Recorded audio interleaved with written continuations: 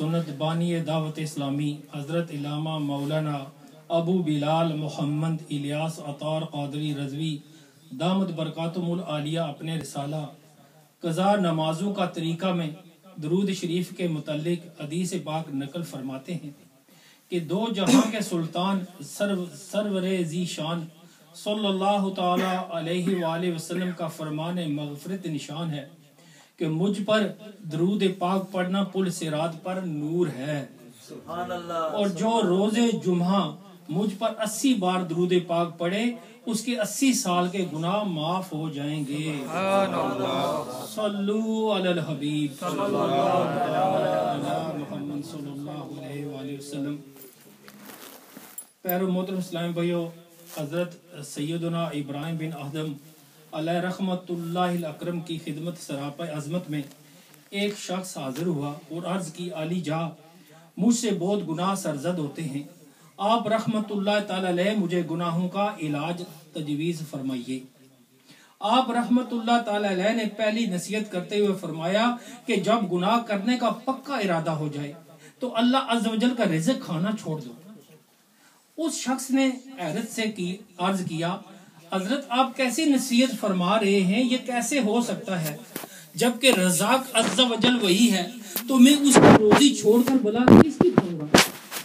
آپ رحمت اللہ تعالی علیہ نے ارشاد فرمایا، دیکھو کتنی بری بات ہے کہ جس پروردگار عز و جل کی روزی کھاؤ اسی کی نافرمانی کرتے ہو۔ آپ رحمت اللہ تعالی نے دوسری نصیحت فرمائی، جو بھی گناہ کا پکا ارادہ ہو جائے تو اللہ عز و جل کے ملک سے باہر نکل جاؤ۔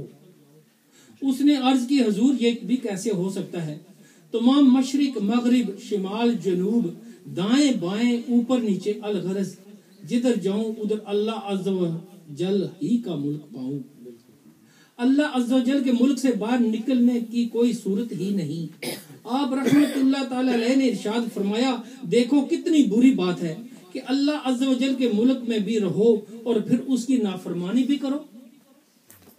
تیسری نصیحت آپ رحمت اللہ تعالی علیہ نے ارشاد فرمائی کہ جب پختہ ارادہ ہو جائے کہ بس اب گناہ کر ہی ڈالنا ہے تو کر لو، لیکن آپ اپنے آپ کو اتنا چھپا لو کہ اللہ عز و جل دیکھ نہ سکے۔ اس نے حیرت سے عرض کیا، حضور یہ کیوں کر ممکن ہے کہ اللہ عز و جل مجھے نہ دیکھ سکے؟ وہ تو دلوں کے حوال سے بھی باخبر ہے۔ تو آپ رحمت اللہ تعالی علیہ نے ارشاد فرمایا، دیکھو کتنی بری بات ہے کہ جب اللہ عز و جل کو سمیع و بصیر بھی تسلیم کرتے ہو، یہ بھی یقین کے ساتھ کہہ رہے ہو کہ اللہ عز و جل ہر لمحے مجھے دیکھ رہا ہے، مگر پھر بھی گناہ کیے جا رہے ہیں۔ چوتھی نصیحت آپ رحمت اللہ تعالی علیہ نے ارشاد فرمائی کہ جب ملک الموت سیدنا اسرائیل علیہ السلام تمہاری روح قبض کرنے کے لیے تشریف لائیں تو ان سے کہہ دینا کہ تھوڑی سی مہلت دے دیجئے، میں توبہ کر لوں۔ اس شخص نے عرض کی، حضور میری کیا اوقات اور میری کون سنے؟ موت کا وقت مقرر ہے اور مجھے ایک لمحہ بھی مہلت نہیں مل سکے گی، فوراً میری روح قبض کر لی جائے گی۔ آپ رحمت اللہ تعالی علیہ نے فرمایا، جب تم یہ جانتے ہو کہ میں بے اختیار ہوں اور توبہ کی مہلت حاصل نہیں کر سکتا تو فی الحال جو وقت تمہارے پاس ہے اسی کو غنیمت جانتے ہوئے ملک الموت سیدنا اسرائیل علیہ السلام کی تشریف آوری سے پہلے توبہ کیوں نہیں کر لیتے؟ پھر آپ رحمت اللہ تعالی علیہ نے پانچویں نصیحت یہ فرمائی کہ جب تمہاری موت واقع ہو جائے اور قبر میں منکر نکیر تشریف لے آئیں تو ان کو قبر سے ہٹا دینا اور ان سے عرض کرنا، علی جا۔ اس نے عرض کی، علی جا یہ کیا فرما رہے ہیں، میں انہیں کیسے ہٹا سکوں گا، مجھ میں اتنی طاقت کہاں؟ آپ رحمت اللہ تعالی علیہ نے ارشاد فرمایا کہ جب تم نکیرین کو ہٹا نہیں سکتے تو ان کے سوالات کے جوابات دینے کی تیاری ابھی سے شروع کیوں نہیں کر دیتے؟ پیارے محترم اسلام بھائی، اور چھٹی اور آخری نصیحت کرتے ہوئے آپ رحمت اللہ تعالی علیہ نے فرمایا کہ اگر قیامت کے دن تمہیں جہنم کا حکم سنایا جائے تو کہہ دینا کہ میں نہیں جاتا۔ اس نے عرض کی، حضور وہاں تو گھسیٹ کر دوزخ میں ڈال دیا جائے گا۔ تو آپ رحمت اللہ تعالی علیہ نے ارشاد فرمایا کہ جب تمہارا یہ حال ہے کہ تم اللہ عز و جل کی روزی کھانے سے بھی باز نہیں آ سکتے، اس کے ملک سے باہر بھی نہیں نکل سکتے، اسے نظر بھی نہیں بچا سکتے، منکر نکیر کو بھی نہیں ہٹا سکتے، اور جہنم کے عذاب کا اگر حکم ہو جائے تو اسے بھی نہیں ٹال سکتے، تو پھر گناہ کرنا ہی چھوڑ دو تاکہ ان تمام مصائب سے محفوظ رہ سکو۔ اس شخص نے پھر سیدنا ابراہیم بن ادہم علیہ رحمت اللہ اکرم کی تجویز کردہ گناہوں کے علاج کے ان 6 نصیحت آموز مدنی پھولوں کی خوشبو کو بہت اثر کیا اور زار و قدار رونے لگا، اور اسی وقت اس نے اپنے تمام گناہوں سے سچی توبہ کر لی اور مرتے دم تک توبہ پر قائم رہا۔ میٹھے میٹھے اسلامی بھائیوں، ہمیں بھی چاہیے کہ اپنے بزرگان دین رحم اللہ تعالیٰ کے نقش قدم پر چلتے ہوئے نیکی کی دعوت کو عام کریں۔ نیکی کی دعوت کی برکت سے وہ اسلامی بھائی جو نمازوں، مسجدوں، نیکیوں اور سنتوں سے دور ہیں، ان کو نیکی کی دعوت پیش کرتے ہوئے نمازیں پڑھنے، مسجدوں کو آباد کرنے، سنتوں اور نیکیوں کو اختیار کرنے کا ذہن دیں۔ سرکار مدینہ صلی اللہ تعالیٰ علیہ وآلہ وسلم کا فرمان عبرت نشان ہے۔ اللہ عز و جل نے حضرت جبرائیل علیہ السلام کو حکم فرمایا کہ فلاں شہر کو اس کے رہنے والوں کے ساتھ زیر و زبر کر دو۔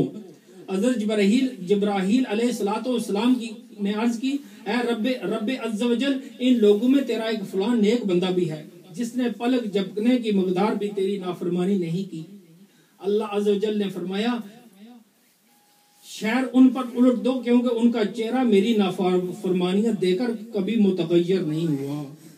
اس حدیث شریف سے واضح ہوتا ہے کہ جہاں اعمال صالح سے تعلق ہے اور برائیوں سے اجتناب ضروری ہے، وہاں دین و ملت کے خلاف سازشوں اور مسلمانوں پر ظلم و ستم نیز معاشرتی بگاڑ کی وجہ سے پریشان ہونا بھی ایمان کا تقاضا ہے۔ جو لوگ اللہ تعالیٰ کی رضا جوئی کی خاطر معاشرتی برائیوں کے ازالے کے لیے کوشاں نہیں رہتے اور عدم طاقت کی صورت میں اس پر پریشان بھی نہیں ہوتے، ان کا تقوی کس کام کا ہے؟ لہذا اپنی اصلاح اور عبادات خداوندی میں مشغولیت کے ساتھ ساتھ ملک و ملت اور مسلمان عالم کی ذوب و حالی کے خاتمے اور معاشرے کو غیر شہری حرکات اور سکنات سے پاک کرنے کے لیے کوشاں رہنا بھی ہم سب کی ذمہ داری ہے۔